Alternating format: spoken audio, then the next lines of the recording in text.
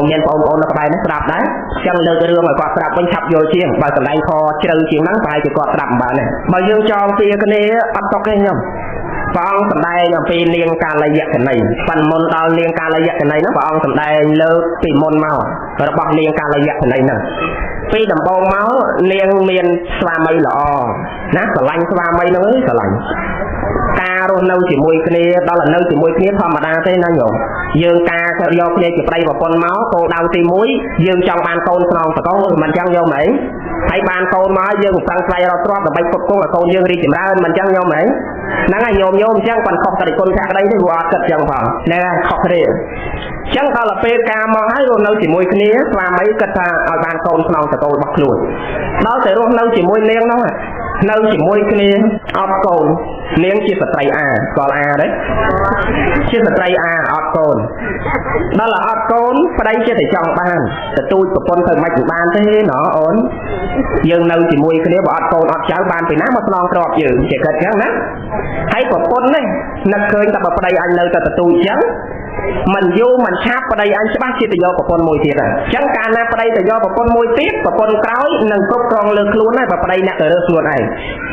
ចឹងមុនកុំឲ្យប្តីទៅយកប្រពន្ធខ្លួនឯងតាន់ទៅយកប្រពន្ធមួយទៀតតាន់ខ្លួនឯងធ្វើជាដាក់លក្ខខណ្ឌតែឥឡូវបងកំភៃ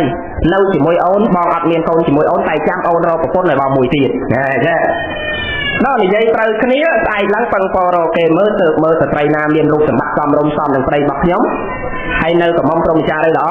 ដល់តែពេលដឹងហើយតំណាក់តំណងបានហើយចែកចូលតាមផ្លូវទៅតាមច្បាប់ហើយក៏ដឹងរៀបចំអាគារវិទ្យាសង្គមអីរស់នៅជាមួយគ្នាជាប្តីប្រពន្ធមួយប្រពន្ធពីរប្តីមួយរស់នៅជាមួយគ្នាដល់តែនាងប្រពន្ធក្រោយនេះនិយាយកាត់ចុះបានរស់នៅជាមួយស្វាមីរបស់នាងមិនបានប្រមាណមានកនាងប្រពន្ធដើមនេះគិតទៀតអាយ៉ា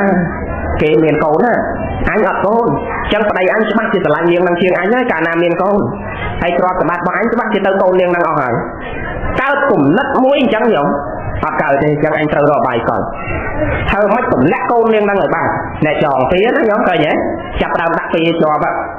ធ្វើម៉េចទម្លាក់កូននាងនឹងចោលឲ្យបានដល់អញ្ចឹងប្រើគ្រូពេទ្យពឹងពរគ្រូពេទ្យឲ្យសំឆ្នាំហើយធ្វើជាទៅនិយាយតូនតុនជាមួយនាងប្រពន្ធចុងនឹងអោបថើបអីស្រឡាញ់ធ្វើស្និទ្ធស្នាលណាហើយប្រាប់ថាកូនពិសាឆ្នាំនេះចុះឆ្នាំនេះជួយរក្សាកអីចេះមួយចុះពីរនាងប្រពន្ធចុងអត់ដឹងកលល្បិចពិសាឆ្នាំលើកទី1រលូតកូនចោលបាត់ម្ដងលើកទី2ពោះធំទៀតដាក់ឆ្នាំរលូតចោលមកតាទៀតលើកទី3វាមិនរលូតវាស្លាប់ទាំងនាងប្រពន្ធចុងស្លាប់ទាំងម្ដាយស្លាប់ទាំងកូនក្នុងផ្ទៃដល់តែស្លាប់ទាំងពីរនាក់ប្តីនេះចាប់ប្រើកើតឆ្ងល់អីមិនបានប្រពន្ធអញចេះតែរលូតកូនម្ដងជា2ដង3ដងហើយនៅតែរលូតរហូតដល់ពេលនេះស្លាប់ប្រឬគល់ចុះឡើងដឹងថាប្រពន្ធដើមនឹងដាក់ឆ្នាំឲ្យប្រពន្ធចុងនឹងរលូតកូនខឹងទៅទ្រាំមិនបានស្វ័យប្រពន្ធដើមនឹងស្លាប់ទៅជាមួយគ្នាដែរណែកម្មវាហុចផលអញ្ចឹងញោមដល់តែនិយាយកាត់ដល់ពេលស្លាប់ទៅជាមួយគ្នាជាតិដំបងនាងប្រពន្ធដើមជាមេមន់នាងប្រពន្ធចុងជាមេខ្មាហើយខ្មាឲ្យកូនមន់តែមិនហីហ៎នាងប្រពន្ធដើមទៅកើតជាមេមន់បានកូនមន់មកសបុកនាងប្រពន្ធចុងទៅកើតជាមេខ្មាចាប់កូនមន់នឹងស៊ីខ្ទេចក្នុងគណៈនឹងមួយជាតិហ្នឹង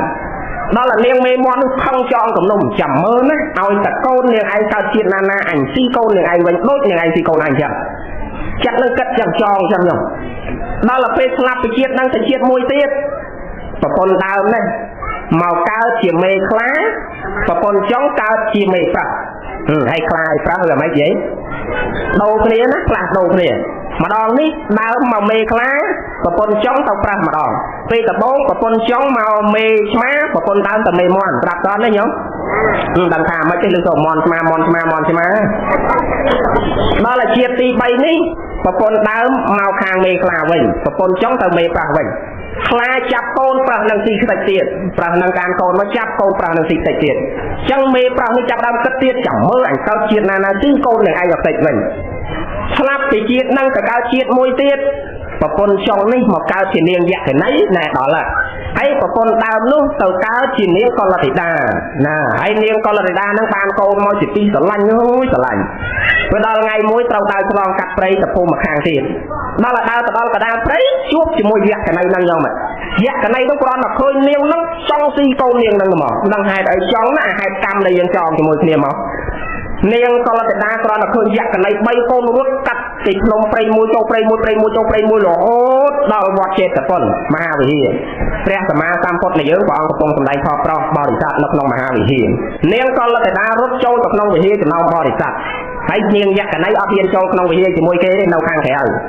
ប៉ិនព្រះអង្គសម្ដែងញៀនឲ្យនាងមក50នាទីជាងហើយមិនខ្លីទេស្មើទៅនិមន្តទៅវិញហើយផ្លូវយើងនេះក៏ពិបាកក្នុងការចូលមកដែរហើយប៉ុណ្ណឹងចុះសម្បានបនបានកសលតាមបនិស័យព្រះខ្លាសូមញាតិញោមពុទ្ធបរិស័ទប្រព្រៃទាំងអស់ហើយបច្ច័យទេសនាបានប្រមាណយាយហ៎ជាង200000ជាងណាជាង200000ញោមចាត់ចែងអូនវណ្ណាដល់បច្ច័យនេះចាត់ចែងប្រគេនលោកអូនម្ចាស់តូច3អង្គនេះហើយព្រះអង្គម្ចាស់បនទុកម្ដុំសិនប្រគេនលោកអូនម្ចាស់ដែលគង់ត្រាប់ពធ3អង្គតូចនេះមួយអង្គ20000ហើយសល់ប្រមាណចូលទៅបនព្រះអង្គវិញទាំងអស់អត់យកទេណា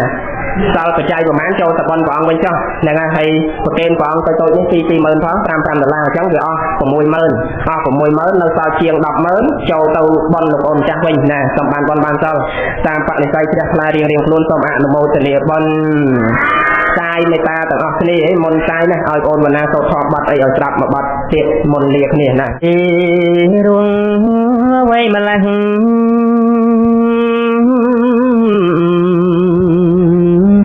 មិនបាត់ចង់ស្ដាប់ធម៌ផោផងតែពេលក្រៃ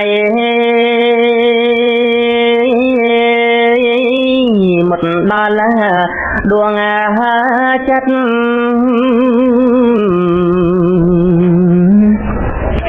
អត់ណាប្រមៃតាមដោយនិស័យ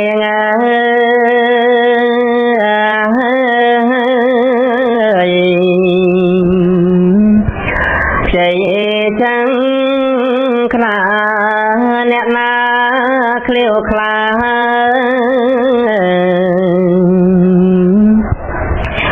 បញ្ញាមានណាលោកបានស្ដាប់ធម៌ផុតតណ្ហាកិលេសដោយនៃ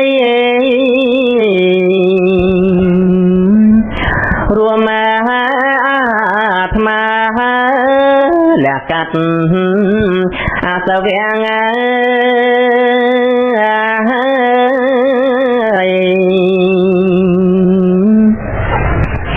ដាច់អាឡ័យហេតុតែព្រះគុណចាឆ្លាតឆ្លៀតណាយធរណាងចង់អៀត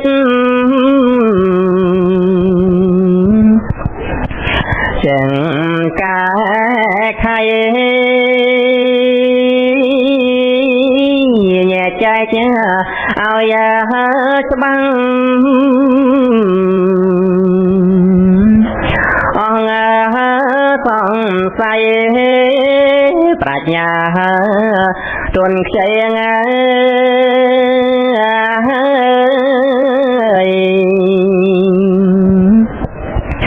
គង់ស្ដាប់បានពីរសាច់ធម៌ដល់ផ្លែផ្លែញ៉ាយពីរងហើយពុនពេកក្រុមសន្តានទួងបីនាងល្ងងគង់ស្ដាប់បានដែលបាន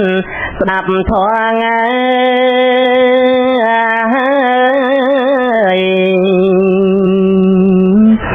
គ្រា